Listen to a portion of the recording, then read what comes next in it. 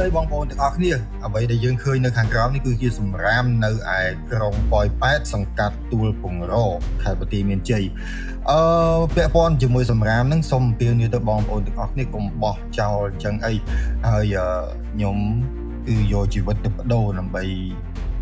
យកមកវិញនៅសុខភាពសាធារណៈឲ្យបងប្អូនទាំងអស់គ្នាសង្ឃឹមថាបងប្អូនកុំឲ្យបបមន្ត្រីរាជការគាត់មានលេសប្រឆាំងជាមួយខ្ញុំហើយពាក់ព័ន្ធជាមួយករណីនេះប្រហែលជាបងប្អូន